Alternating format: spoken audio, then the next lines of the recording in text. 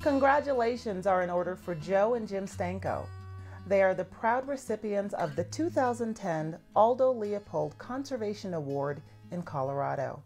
Over the years, Jim and Joe's management and operation style evolved into what one might call innovative conservatism, as they've kept the conservation approaches passed from one generation to the next, while also exploring and implementing new cutting-edge approaches to enhance and improve their operation.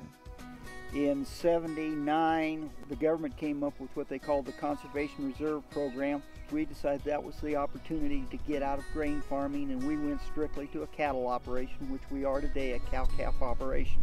We put about 160 acres into the Conservation Reserve Program.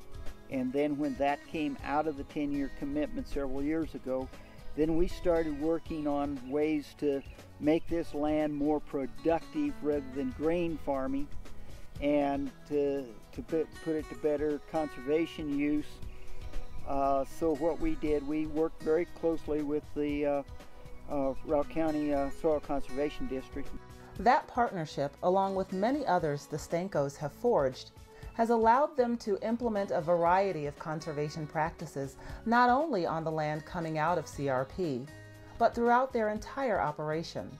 We cross-fenced a lot of that area so we could run cattle through it. We replanted a lot of it into alfalfa so that it becomes a crop that we can use because we can feed our cattle with it. The highly erodible land, instead of putting it back into production, we fenced it off and we've kind of let it go back into a natural sort of habitat. Some of the sagebrush is coming back into it. It's providing wildlife habitat. In 1980, the city of Steamboat Springs decided they needed to expand their sewer plant, build a new sewer plant. And they didn't want to do it because they knew the town was going to expand. They wanted to put the sewer plant further away from town. We started dealing with the city of Steamboat. They started coming in with the fact that at this time it was kind of new, was to go with land treatment, to use the effluent and the sludge on land.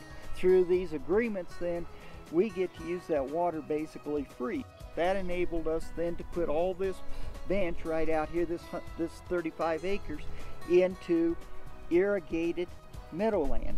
We built several head gates down on our meadow, and then the other thing that we started doing was developing springs. And I think one of the greatest things that they did, beyond the conservation aspects of the ranch, they've improved water systems here. This meadow you're looking at behind me is under conservation easement. That was the second one in the county done with local funds.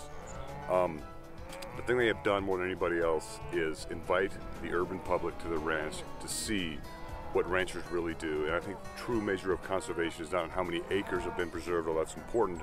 It's the relationships that they build. Ranchers aren't all bad, and that you know that we are really true conservationists. It shows that we're walking the talk.